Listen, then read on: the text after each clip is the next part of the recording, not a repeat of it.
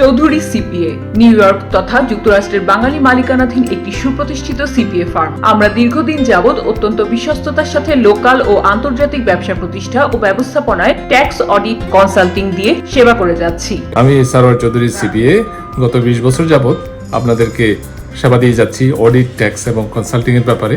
আন্তর্জাতিক ব্যবসা এবং দেশীয় ব্যবসা প্রতিষ্ঠার কল্পে যারা কোনো পরামর্শ নিতে চান আমাদের সাথে যোগাযোগ করুন। আমাদের ঠিকানা 7409 37th Avenue, Jackson Heights, new York 11372। যোগাযোগ 7184290011।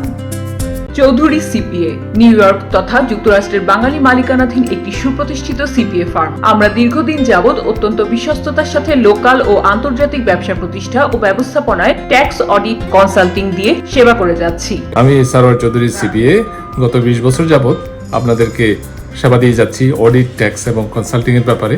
আন্তর্জাতিক ব্যবসা এবং দেশীয় ব্যবসা প্রতিষ্ঠার কল্পে যারা কোনো পরামর্শ নিতে চান আমাদের সাথে যোগাযোগ করুন। আমাদের ঠিকানা 7409 37th Avenue, Jackson Heights, new York 11372। যোগাযোগ 7184290011।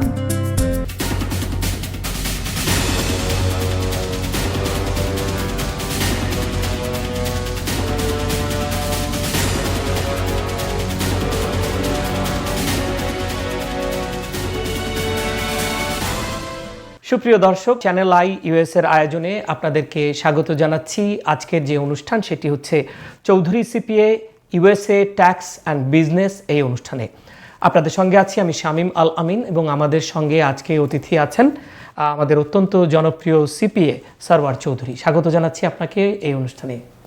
ধন্যবাদ শামীম ভাই। তো আমরা আজকের একটি বিষয় নির্ধারণ করেছি, সেটি দর্শকদেরকে একটু জানিয়ে দেই। ট্যাক্স রিটার্নে, আমেরিকার যে ট্যাক্স রিটার্ন, সেই ট্যাক্স রিটার্নে কিছু সতর্কতা অবলম্বন করতে হয়। বিশেষ করে রেড ফ্ল্যাগ কখন ওঠে এবং করণীয় কী, এটি একটি খুবই গুরুত্বপূর্ণ বিষয়।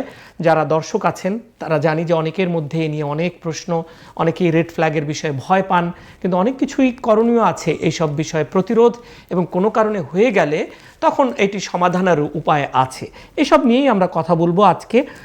সারওয়ার চৌধুরী, প্রথম প্রশ্নটি হচ্ছে আপনার কাছে, আমেরিকায় যে ট্যাক্স রিটার্ন, তো ট্যাক্স রিটার্ন তো প্রতি বছর আমাদেরকে করতে হয়, সেই জায়গাটিতে কি কি সতর্কতা মেনে করলে নির্ভুলভাবে আমরা এই ট্যাক্স রিটার্ন করতে পারি? ধন্যবাদ, এটা একটা সুন্দর প্রশ্ন। এটা একেবারে ট্যাক্স রিটার্ন প্রিপেয়ার অথবা ফাইল করার আগেই এই বিষয়টা নিয়ে চিন্তা ভাবনা করতে হবে। এখন তো ট্যাক্স সিজনের মোটামুটি 50% টাইম চলে গেছে, আর কিছুদিন বাকি আছে, এর মধ্যেই শেষ হয়ে যাবে ট্যাক্স ফাইলিং। তবে এর মধ্যে যারা এখনও ট্যাক্স ফাইলিং করেন নাই তারা সতর্কতা অবলম্বন করতে পারবে। কারণ দেখা যায় যে প্রতি বছর ট্যাক্স ফাইলিংয়ের সময় বিভিন্ন ধরনের প্রমোশনাল ম্যাটেরিয়াল মানুষের সামনে আসে। আর তাছাড়া এখন যে সোশ্যাল মিডিয়া এত বেশি তৎপর যে আপনাকে অনেক ধরনের অফার তারা দিয়ে থাকে। কিন্তু কারা দেয়, মানে কাদের কথা বলছেন? কারা দেয়, এখানে বিভিন্ন ধরনের ফিশিং, এটাকে বলে যে ফিশিং ইমেইল, কল, বিভিন্ন ধরনের থ্রেটনিং কল, তারপরে বিভিন্ন ধরনের ভুল তথ্য দিয়ে আপনাকে অ্যালিউর করার একটা যে প্রবণতা তৈরি হয়, এই সমস্ত জিনিসগুলো নিয়ে অত্যন্ত সতর্ক থাকতে হবে। আমার কথা হচ্ছে যে আপনি যখন ট্যাক্স ফাইল করবেন আপনার জানতে হবে যে আপনি কার মাধ্যমে ট্যাক্স ফাইলগুলো করছেন। অনেক, যেটা বললাম যে সতর্কতার মধ্যে আরেকটা জিনিস আছে, মনে করেন এটা সোশ্যাল মিডিয়াতে বলবো যে অনেকগুলো জিনিস আছে বলে যে আপনাকে $20,000 tax refund is ready for you, আপনার এখানে চাপ দেন, এই লিঙ্কটা দেন, আমরা সব কিছু করে দিচ্ছি, আপনি জিরো ট্যাক্স চলে আসবে। সব কিছুই একটা হচ্ছে, এগুলো হচ্ছে ফিশিং। তার মানে তারা জানতে চায়, লোকজনের তথ্য চুরি করতে চায়। সেই জন্য সতর্ক থাকতে হবে, আপনার তথ্য ঠিক জায়গায়, যাদের মাধ্যমে ট্যাক্স ফাইল করছেন তাদের হাতে এই তথ্য সুরক্ষিত আছে কিনা, সেটাই। মানে আপনি বলতে চাচ্ছেন প্রথমত একজন ট্যাক্স যিনি রিটার্ন করবেন তাকে সঠিকভাবে তার কাগজপত্রগুলো জোগাড় যন্ত্র করে একজন দক্ষ, অভিজ্ঞ, বিশ্বস্ত ট্যাক্স প্রিপেয়ার অথবা সিপি এর কাছে যেতে হবে। এটাই তো আপনি বলতে চাচ্ছেন? এটা বলতে চাচ্ছি। আর অনেক সময় দেখবেন যে আপনি ফোন কল পাতে পারেন, এগুলো বলে ইম্পারসনেশন অফ আইআরএস কলস। তারা বলবে কি আপনি আইআরএস এর আপনার সোশ্যাল সিকিউরিটি নাম্বার হয়ে গেছে, হ্যাক হয়ে গেছে, আমরা এটা ভেরিফাই করতে চাই, এরকম করে একটা ফোন কল দিবে। আপনাকে বলবে যে আইআরএস এর তোমার এত টাকার একটা রিফান্ড এখন পর্যন্ত তুমি পাও নাই, সেটা রিলিজ করার জন্য তোমার ব্যাংক অ্যাকাউন্ট নাম্বারটা দিতে হবে, এই সমস্ত জিনিসগুলো। আর বলবে তোমার বাচ্চাদের সোশ্যাল সিকিউরিটি নাম্বারগুলো আমাদেরকে দাও, তোমাদের যে চাইল্ড ট্যাক্স ক্রেডিট বাকি রয়ে গেছে, এগুলো আমরা রিলিজ করব। সুতরাং যখনই আপনারা এই ধরনের কল পাবেন, এগুলোকে এন্টারটেইন করবেন না। প্রথমত শুধু এরকম না, আরও কিছু আছে, বলে যে তোমার রিফান্ড তো হওয়ার কথা ছিল $17,000, তুমি এখন আমাদের কাছে যোগাযোগ করো অথবা এই লিঙ্কটাতে চাপ দাও, আমরা ট্যাক্স রিটার্নটা তৈরি করে দেবো, তুমি রিফান্ড পাবে। এখন রিফান্ড যে পাবে, অনেক সময় দেখা যায় যে অনেক ট্যাক্স প্রিপারার যারা এই ধরনের অসাধু পন্থা অবলম্বন করে, তারা করে কি অনেক সময় আপনার ফেক W2 তৈরি করে ট্যাক্স ফাইল করে দেয়। এখন IRS অনেক সময় এই ট্যাক্স সিজনের সময়, সাংঘাতিক একটা বিজি সিজনে, অনেক সময় হয়তো ভুলে অনেক ট্যাক্স মানে নজর এড়িয়ে অনেকগুলো ট্যাক্স হয়তো ফেরত দেয়, কিন্তু 2-3 বছর পরে এগুলো কিন্তু ধরা পড়ে সবকিছু। সুতরাং সাবধান, কেউ যদি বলে যে আমরাই তোমার ট্যাক্স তৈরি করে দেবো, আমরা তোমার W2 দেবো, সব কিছু করে দেবো, সুতরাং ওই সমস্ত ফাঁদে আপনারা অবশ্যই যাবেন না। আমি ট্যাক্স যারা পেয়ার তাদেরকে এই ব্যাপারে সতর্ক করে দিতে চাই। এই IRS scam, tax prepare scam, এগুলো সম্পর্কে অবশ্যই আপনার সতর্কতা অবলম্বন করতে হবে। অনেক সময় আপনাকে কল দিবে অথবা আপনাকে ইমেল পাঠাবে, বলে যে তোমার স্টিমুলাস চেক একটা রেডি। কারণ সোশ্যাল মিডিয়াতে সবসময় চলছে এই যে ট্রাম্পের স্টিমুলাস চেক, অমুকের স্টিমুলাস চেক, রিবেট চেক, এগুলো অ্যাভেলেবল, কিন্তু অ্যাভেলেবল না। আপনি যখন ভিতরে যাবেন, আসল তথ্য যখন জানতে পারবেন, দেখবেন যে এগুলো অ্যাভেলেবল হয় নাই। এগুলো অ্যাভেলেবল হবে আরও পরে, যখন কংগ্রেস এগুলো পাস করবে তখনই অ্যাভেলেবল হবে। এই যে ভুল তথ্য দিয়ে মানুষের কাছ থেকে তথ্য নিতে চায়, এই সমস্ত ব্যাপারগুলো নিয়ে অবশ্যই স্ক্যাম সম্পর্কে সতর্ক থাকতে হবে। তার মানে হচ্ছে যদি IRS আপনার কাছে কোনো তথ্য জানতে চায়, তাহলে অফিসিয়ালি তারা চিঠি দেবে, তারা কখনো টেলিফোন করে আপনাকে আপনার ব্যক্তিগত তথ্য টেলিফোনে চাবে না। সুতরাং এটি প্রথম আপনারা একটু খেয়াল রাখবেন দর্শক। প্রথমত কোনো টেলিফোনের উত্তর দেওয়ার ক্ষেত্রে আপনারা সতর্ক থাকবেন, অবশ্যই আপনাদের CPA-দের কাছে পরামর্শ নেবেন। একই সঙ্গে সোশ্যাল মিডিয়ার তো অনেক ভালো দিক আছে, এই সোশ্যাল মিডিয়ার ভালো দিকের ভেতরেও আমরা যে একটু নেতিবাচক দিক সেটি আপনি তুলে ধরছিলেন, যেন সতর্ক থাকতে পারি আমরা, তাই তো? Social media and phone calls, অনেক সময় ফোনে আপনাকে বলবে যে তোমার social security number is suspended. আচ্ছা, যেটা জীবনে হইতেও পারে না, সাসপেন্ড হইতে পারে না আনলেস আপনি দুনিয়া থেকে চলে না যান। ট্যাক্স রিটার্নের সময় আপনি বলছিলেন যে আমাদেরকে সতর্ক থাকতে হবে অভিজ্ঞ একজন CPA বাছাইয়ের ক্ষেত্রে, পাশাপাশি আমরা যেন স্ক্যামের শিকার না হই সেটিও খেয়াল রাখতে হবে, আমরা যেন লোভের বশবর্তী না হই, অসাধু কোনো CPA এর পাল্লায় না পড়ি সেটিও খেয়াল রাখতে হবে। এবার আমার ব্যক্তিগত সতর্কতা কি কি প্রয়োজন, যে আমি কি সতর্ক হয়ে কাগজপত্র কোনগুলো জোগাড় করব, আমার জন্য কোনো তথ্য বাদ না পড়ে, এই বিষয়টা যদি একটু বলেন। আপনাকে জানতে হবে আপনি কোথায় কাজ করেছেন, কোনো জায়গাতে আপনি ইনভেস্টমেন্ট করেছেন কিনা, আপনার ব্যক্তিগত জীবনে কোনো পরিবর্তন এসেছে কিনা, আপনার কোন ধরনের কাজ করেছেন, আপনি কি W2-তে কাজ করেছেন নাকি 1099-এ কাজ করেছেন, এই জন্য জিনিসগুলো জানতে হবে। অনেক সময় দেখা যায় যে আপনার নামে একটা ভুল একটা W7 বেনিফিট অথবা BEN বলে এগুলো পাঠিয়ে দেয়, অনেক ফেক। কারা পাঠায়? এগুলো হচ্ছে গোস্ট প্রিপেয়ারার, এগুলো তো বলে গোস্ট প্রিপেয়ারার। তারা জানে যে আপনাকে যদি এলিউর করতে পারে, বলে যে তুমি যে ট্যাক্স দিচ্ছ, আপনাকে মনে করেন আপনি আমেরিকান সিটিজেন, আপনাকে বানিয়ে দিল একজন ফরেন ন্যাশনাল হিসেবে, বলে যে তুমি এটা করলে তোমার ট্যাক্স দিতে হবে না, যে ফরেন পিপলদের ট্যাক্স দিতে হয় না। তো এই সমস্ত জিনিসগুলো নিয়ে আপনাকে অত্যন্ত সতর্ক থাকতে হবে। কোথায় ছেলে আপনার কত টাকা ব্যাংকে জমা আছে এবং তার কোনো ইন্টারেস্ট পেয়েছেন কিনা। যেহেতু আমেরিকান ট্যাক্স সিস্টেমটা হচ্ছে বেসড অন ইনকাম, আপনি কত ইনকাম করলেন ওইটার উপর। এখন ইনকাম বলতে গেলে এটা প্রচুর এক্সপেনশন করা যায়। ইনকামটা কোথায় আপনি জিজ্ঞেস করতে পারেন, ইনকামটা কোথায়? ইনকাম কি আমেরিকায় নাকি বারমুডা নাকি? না, আমরা তো আমেরিকার ইনকামের বাইরেও যদি কেউ অন্য দেশ থেকে এসে থাকেন, সেই দেশের ইনকামকেও তো দেখানোর একটা নিয়ম আছে, এই বিষয়ে একটু যদি বলেন। সুন্দর প্রশ্ন। এইটা কিন্তু অনেকেরই প্রশ্ন এবং আমরা অনেকেই এটাকে ইগনোর করি এবং অনেকেই আমরা মনে করি যে এটা আর না দেখালে কি হবে। আসলে জিনিসটা হচ্ছে যে আমেরিকান সিস্টেমটাই হচ্ছে অনার বেসিস। আপনি এই সিস্টেমে একটু অনার করবেন এবং এইটার যে বেনিফিটগুলো আছে সেটা আপনি নিতে পারবেন। অনার বলতে সেটা বোঝাচ্ছি, নিয়মটা হচ্ছে যে আমেরিকান পার্সন বলছি এই জন্য যে আমেরিকান পার্সন কারা? আমেরিকান পার্সন হচ্ছে US citizen and green card holders.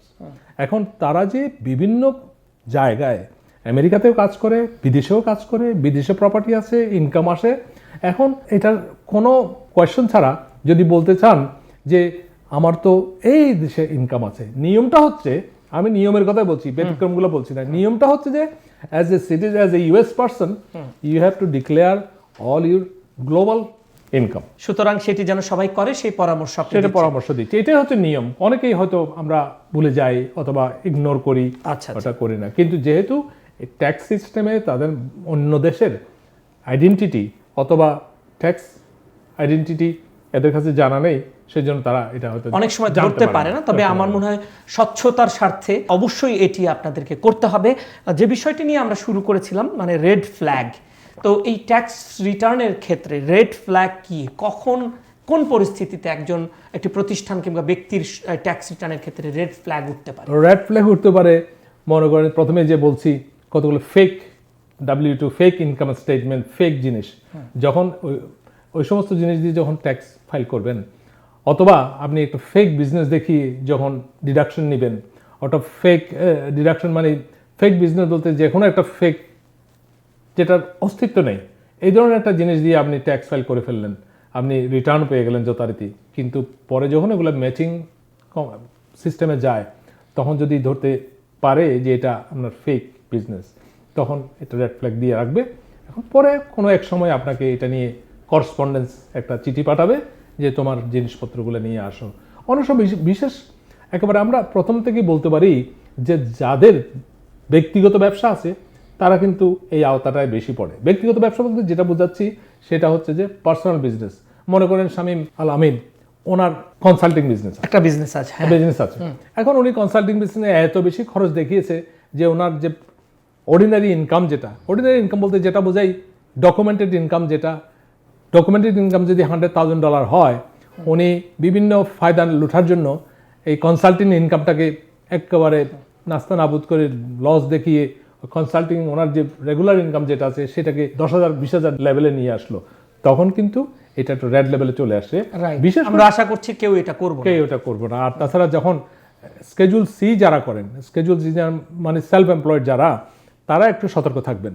তাদের ট্যাক্স ফাইলিংটা প্রথমেই একটা সিস্টেমের মধ্যে মধ্যে চলে আসে, একটা স্ক্রুটিনির মধ্যে চলে আসে।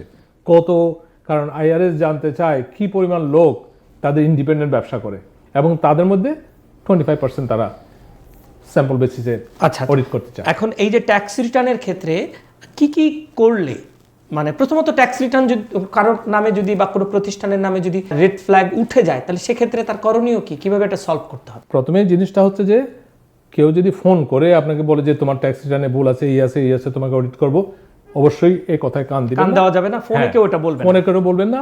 আপনারা অবশ্যই কোনো IRS এর চিঠি না পাওয়া পর্যন্ত আপনারা এটাতে কোনো ভয় পাওয়ার কিছুই নাই।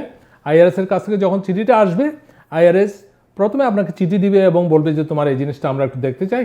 আপনি যদি ওই জিনিসটা চিঠিটা নিয়ে আপনার ট্যাক্স প্রিপেয়ারার অথবা একজন CPA, একজন এনরোল এজেন্ট, ওর কাছে যাবেন, তারা তাদের যে অথরিটি আছে IRS এর সাথে কথা বলার, IRS এর সাথে যখন কথা বলবে তারা কিন্তু জিনিসটাকে ক্লিয়ার করতে পারবে যে কি জিনিসটা মিসিং হয়েছে। তখন প্রথম দফায় এটা হলো করসপন্ডেন্স। তারপরে ওনারা একটা উত্তর চাইবে, উত্তরটা দিয়ে দেবো আমরা। উত্তরটা দিয়ে দেওয়ার পরে ওরা আবার আরও কিছু এক্সপ্লেনেশন চাইবে। অনেক সময় দেখা গেল যে অনেক জিনিস আমরা খরচ হিসাবে দেখাই IRS মানে ট্যাক্স প্রিপেয়ারাররা, যখন একজন ট্যাক্স পেয়ার আসে তখন বলে যে ভাই আমার তো খরচ হয়েছে কিন্তু আমি কোনো রিসিট রাখি নাই। আমার কথা হচ্ছে প্রথমে তো হচ্ছে রিসিটটা রাখতে হবে, কিন্তু পরে যদি আপনি তবুও যদি করতে না পারেন, তখন আপনার একটা কমন একটা প্র্যাকটিসে হিসাবে দেখাইতে হবে যে এইটাই তো নর্ম। একটা মনে করেন আপনি একজন উবার চালক, আপনি যে গাড়ি ধুবেন, এটা তো একটা নর্মাল ব্যাপার। সপ্তাহে যে একবার দুবার ধুবেন, অনেক সময় দেখা যায় যে আপনি ক্যাশে ধন কিন্তু কপি রাখেন না। এই জিনিসগুলো নর্মাল প্র্যাকটিস হিসাবে যখন আপনি বুঝিয়ে বলতে পারবেন, একজন অভিজ্ঞ CPA যখন এটা চিঠিটা লিখবে, তারা এগুলো অনেক সময় তারা মানে যদি তাদের সন্দেহ দূর হয় তাহলে তারা এটা অ্যাকসেপ্ট করবে। আর যদি না হয় তখন তারা পেনাল্টি ইন্টারেস্ট দিয়ে, মনে করেন যে আপনি যে বিভিন্ন আর্ন ইনকাম ক্রেডিট বিভিন্ন ক্রেডিট পেতেন, ওই সমস্তগুলো রিমুভ করে আপনার একটা বড় ধরনের বিল পাঠিয়ে দেবে।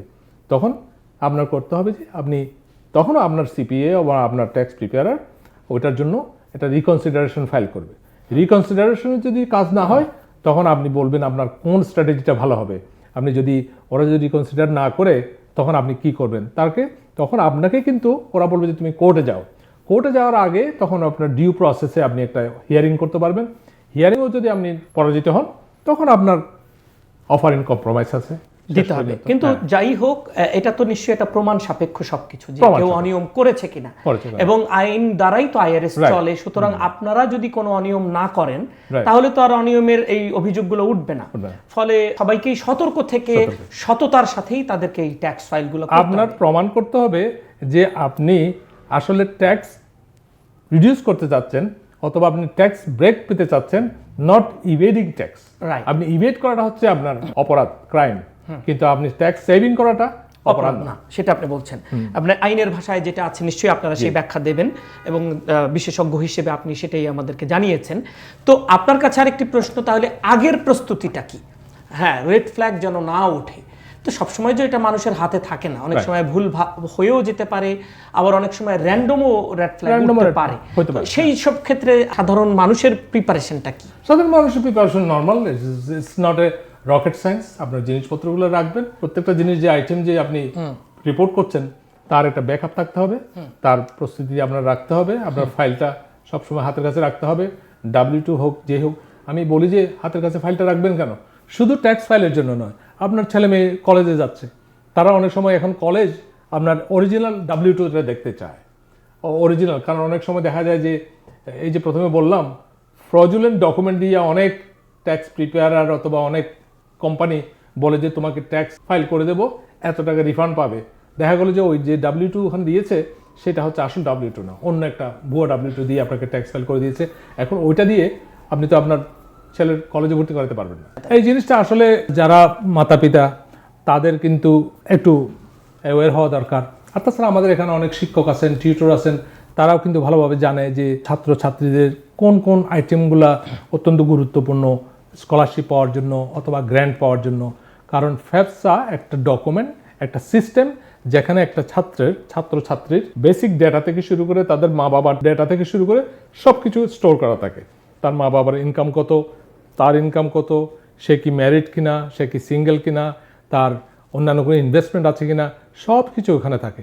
সুতরাং ওই জিনিসটা যাতে কোনো রকম ত্রুটিপূর্ণ না হয়, সেই জন্য ডকুমেন্টেশনটা আপনার ভালো রাখতে হবে, এবং যথাযথ মানে আপনার যে ট্যাক্স ফাইলটা যাতে ম্যাচ করে আপনার তাদের যে টুল আছে, যেটা ট্যাক্স ডাউনলোড টুল, যেটা এখন বর্তমানে ইউনিভার্সিটি কলেজ ওরা কিন্তু ট্যাক্স প্রিপেয়ারার তৈরি করা ওই ট্যাক্স প্রিপেয়ার রিটার্নটা চায় না, তারা ডাইরেক্টলি আইআরএস থেকে পুল করে নেয়, তথ্যটা পুল করে নেয়। সিস্টেমটা এমন ভাবে ডেভেলপ করা যে একটি ওখানে একটি জায়গায় আছে যেখানে আপনি ওখানে ক্লিক করা মাত্রই সরাসরি আইআরএস থেকে টাকাগুলো connection হয়ে যাবে। আপনার ওই ফ্যাপসায় যুক্ত হয়ে যাবে। কখনো কখনো তারা অতিরিক্ত তথ্য হিসেবে আপনার কাছে এই W2 এবং ট্যাক্স রিটার্নের যে পেপারগুলো স্ক্যান করে জমা দিতে বলে, এবং এটা ইউনিভার্সিটিগুলো খুবই সতর্ক থেকে এগুলো না করলে লেখাপড়ার ক্ষেত্রে একটা বড় ধরনের বিপর্যয় হয়ে যেতে পারে। এবং এই ফ্যাপসার উপরেই নির্ভর করে যে তারা কতখানি সাহায্য পাবে আর কি। এমনকি তারা অনেক সময় স্কলারশিপের বিষয়গুলো নির্ধারিত হয়। অনেক সময় দেখা যায় যে মা বাবার ইনকাম যদি বেশি হয়, ছাত্রদের স্কলারশিপ এবং এইডটা একটু কমে যায়। সুতরাং তার মানে বোঝা যাচ্ছে যে এখানে সমাজে, আমেরিকান সমাজে যে বৈষম্য দূর করার জন্য ওরা যাদের মা বাবার ইনকাম কম আছে তাদের ছেলে মেয়েদেরকে একটু প্রাধান্য দেয়। এটা দেখা যায়, এটা দেখা যায়। এবং অনেক জায়গাতে আছে বিশ্ববিদ্যালয়ে পড়ার ক্ষেত্রে কিছু কিছু জায়গাতে একটা নির্দিষ্ট আয় বেঁধে দেয়া আছে। ওই আয়ের নিচে যদি থাকে অনেকে ফ্রি পড়াশোনা করতে পারে। যদি এখানে কিন্তু উচ্চশিক্ষা তো অনেক কস্টলি, কিন্তু যেহেতু 12-12 গ্রেড পর্যন্ত একেবারে ফ্রি পড়ায়, অবশ্যই হ্যাঁ, কিন্তু আপনি 12 গ্রেডের উপরে গেলেই আপনার উচ্চশিক্ষাটা একটু কস্টলি, তখন খরচের ব্যাপার এসে যায়। তখন ওই আয়ের উপরে নির্ভর করে, পুরোটা আয়ের উপরে নির্ভর করে। এক্সক্লুসিভলি যদি কোনো স্টুডেন্ট প্রচন্ড মেধাবী না হয়, তাহলে তাকে অনেক বেশি খরচের মধ্য দিয়ে যেতে হবে। এইটাই হচ্ছে এখানকার। আমরা আলোচনা করছি ইউএস ট্যাক্স এবং বিজনেস নিয়ে, রাইট। সুতরাং আপনারা যারা দর্শক তারা অবশ্যই মনে রাখবেন, আমাদের কনটেক্সট, আমরা যে কথাবার্তা বলছি তার কনটেক্সটটা ইউএস বেসড। সুতরাং আপনারা ফ্যাপসা বলতে হয়তো অনেকেই মনে করতে পারেন যে ফ্যাপসাটা কি। এটা হচ্ছে ফেডারেল একটা সিস্টেম টুল, যেটাতে ছেলে মেয়েদের তথ্য সংযুক্ত থাকে এবং তাদের পিতামাতার তথ্য যেখানে ইনপুট করা হয়। একবার তৈরি করলে আপনার ছেলে মেয়ে 4 বছর পরে গ্রাজুয়েট না হওয়া পর্যন্ত সেম ডেটাবেজের মধ্যে যাবে, ওখান থেকেই জাস্ট শুধু আপডেট করতে হবে তথ্যগুলো। মনে করেন প্রতি বছর ইনকাম তো এই বাড়ছে, বছর আপনার ছেলে গেল, এর পরের বছর যদি আপনি একটা বাড়ি কিনেন ওইটা ওখানে ঢুকাইতে হবে, এর পরবর্তীতে একটা ব্যবসা কিনেন, এটা ঢুকাইতে হবে। তবে আমার মনে হয় আপনার এই অনুষ্ঠানে ফ্যাপসার উপরে একটা আলাদা পর্ব হওয়া উচিত, একেবারে ডিটেল। কারণ অনেক বাবা মা, এমনকি বাংলাদেশ থেকে যারা পড়তে আসে, এমনকি যারা এখানের সিটিজেন না, যাদের পার্মানেন্ট রেসিডেন্ট কিংবা অন্যান্য স্ট্যাটাসে আছে, প্রত্যেকের জন্য এটা গুরুত্বপূর্ণ যারা উচ্চ শিক্ষা করতে চায়। আমি আপনাকে অনুরোধ করবো আপনি এটার উপরে একটি পর্ব অবশ্যই করা যায়, কারণ এমন অনেক ট্যাক্স পেয়ার আছে যারা বাংলাদেশে থাকে, আমি তাদের ট্যাক্স ফাইল করি এবং মনে করেন তাদের ছেলে মেয়েরা এখানে লেখাপড়া করছে, এখন তাদের তো ফাফসা দরকার সবাই, খুবই ইম্পর্টেন্ট। তো সেই জন্য যারা বাংলাদেশে থাকেন, অন্য দেশে থাকেন, ব্রিটেনে থাকেন, মেক্সিকোতে থাকেন, তারাও ট্যাক্স ফাইল যখন করবেন তারা ভয় পাবেন না। তাদের যেহেতু তারা ফরেন কান্ট্রিতে বসবাস করেন, তাদের জন্য বড় ধরনের একটা রিবেট থাকে ট্যাক্স ফাইলিং এর ব্যাপারে। সুতরাং ভয় পাবেন না যে ও আচ্ছা আমি বাংলাদেশের মধ্যে 1 কোটি টাকা ইনকাম করছি, আমার ছেলে মেয়েরা বোধহয় লেখাপড়া করতে পারবে না, এটা নয়। সেটা মানে এটার আইনগত দিকগুলো দেখার জন্য তো সরোয়ার চৌধুরী আছেন, আমি না, আরো অনেকেই আছে। সুতরাং আমরা চেষ্টা করি সবাইকে হেল্প করার জন্য। সেটাই। এবং আর শুধু দর্শকদের আরেকটি বলি, যারা নিউ ইয়র্কে বসবাস করেন স্টেটে, তাদের ট্যাপ বলে আরেকটি বিষয় আছে, ওইটাও আপনারা কিন্তু যথাযথভাবে পূরণ করলে নিউ ইয়র্ক স্টেটের উচ্চশিক্ষার ক্ষেত্রে আপনারা কিন্তু একটা অর্থ সহযোগিতা পাবেন। মানে এটাকে বলে স্কলারশিপ, এটা মেধা ভিত্তিক এবং একই সাথে আরেকটা জিনিস আছে, মনে করেন নিউ ইয়র্ক স্টেটের বসবাসকারী লোকজনদের ছেলেমেয়েরা যদি নিউ ইয়র্ক স্টেটে লেখাপড়া করে, তাদের কিন্তু টিউশন ফি অনেক কম, জিরো হয়ে যেতে পারে, অর্ধেক হয়ে যেতে পারে।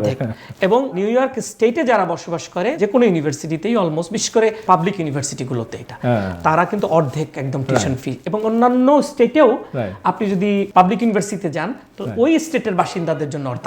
আমি আবার এই প্রসঙ্গে একটা কথা বলতে চাই, আমি অনেক ট্যাক্স পেয়ারকে দেখেছি, তারা কিন্তু বেশ আমার অফিসে এসে আক্ষেপ করেন, বলে ছেলে তো নিউ ইয়র্কে থাকতে চায় না, সে চলে যায় ক্যালিফোর্নিয়া অথবা সে চলে যাচ্ছে নর্থ ক্যারোলাইনা, এখন কি করি, আমার তো অনেক ট্যাক্স দিতে হয়। আমি বলি যে ওখানে তো ভুল করছেন, ছেলেকে যদি মানিয়ে নিয়ে যদি বলতে পারতেন যে বাবা নিউ ইয়র্কে লেখাপড়া করো, নিউ ইয়র্কে করলে আমার এত টাকা বাঁচবে, অনেক টাকা বাঁচতো। হ্যাঁ, এটার সুবিধাটা করে যে যেহেতু সেই স্টেটে বেড়ে উঠেছে, তাকে একটা বিশেষ সুবিধা দেয়। আমাদের সময় আজকের জন্য শেষ হয়ে যাচ্ছে। সবশেষ কোনো কথা যদি আজকের এই অনুষ্ঠানের জন্য দর্শকদের বলতে চান? আজকে অবশ্যই তো ছোট্ট একটা অনুষ্ঠানে আমরা তো করে যাচ্ছি, হয়তো পরবর্তী অনুষ্ঠানে আমরা আরও কিছু আলাপ আলোচনা করব। কথা হচ্ছে যে রেড ফ্ল্যাগ যাতে না হয় সেই জন্য সতর্কতা অবলম্বন করবেন, আর যে জিনিসগুলোকে আপনি বিশ্বাস করেন সেই জিনিসগুলোকে নিয়ে আপনি ট্যাক্স প্রিপেয়ারের কাছে যাবেন, এবং কার কাছে যাবেন? যাকে আপনি চিনেন, যাদের অফিস আছে, যারা নিয়মিত তাদেরকে পাওয়া যায়, ফোনে পাওয়া যায় অথবা তাদেরকে অফিসে পাওয়া যায়, ওই ধরনের ট্যাক্স প্রিপেয়ারের কাছে যাবেন এবং তাদেরকে আপনার সমস্যাটা খুলে বলবেন। অসংখ্য ধন্যবাদ সিপিএ সরোয়ার চৌধুরী, আপনাকে আজকের এই অনুষ্ঠানে সময় দেওয়ার জন্য। প্রিয় দর্শক, আপনারা দেখছিলেন আজকের যে অনুষ্ঠানটি, সেটি আশা করছি আপনাদের অনেক কাজে দেবে। Chowdhury CPA USA tax and business এই অনুষ্ঠান থেকে আজকের মতো শেষ করছি। আপনি যদি আপনার সব তথ্য নিয়ে সৎ থাকেন, অনেস্ট থাকেন, তাহলে কোনো ক্ষেত্রেই আপনাকে ভয়ের কোনো কারণ নেই। তবে সতর্ক থাকতে হয় অনেক সময়, বাইরের কোনো কারণে আপনি যদি ট্র্যাপে পড়ে যান, সেই জায়গাটিতেই। আশা করছি আপনারা নিরাপদে থাকবেন এবং ভালো থাকবেন।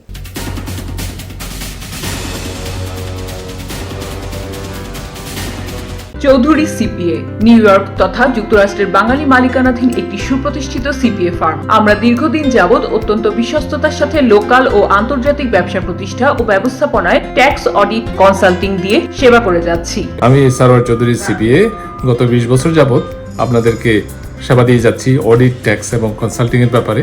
আন্তর্জাতিক ব্যবসা এবং দেশীয় ব্যবসা প্রতিষ্ঠার কল্পে যারা যারা কোনো পরামর্শ নিতে চান, আমাদের সাথে যোগাযোগ করুন। আমাদের ঠিকানা 7409 37th Avenue, Jackson Heights, new York 11372। যোগাযোগ 7184290011। চৌধুরী সিপিএ নিউ ইয়র্ক তথা যুক্তরাষ্ট্রের বাঙালি মালিকানাধীন একটি সুপ্রতিষ্ঠিত সিপিএ ফার্ম। আমরা দীর্ঘদিন যাবৎ অত্যন্ত বিশ্বস্ততার সাথে লোকাল ও আন্তর্জাতিক ব্যবসা প্রতিষ্ঠা ও ব্যবস্থাপনায় ট্যাক্স অডিট কনসাল্টিং দিয়ে সেবা করে যাচ্ছি। আমি সরোয়ার চৌধুরী সিপিএ গত 20 বছর যাবৎ আপনাদেরকে সেবা দিয়ে যাচ্ছি অডিট, ট্যাক্স এবং কনসাল্টিং এর ব্যাপারে।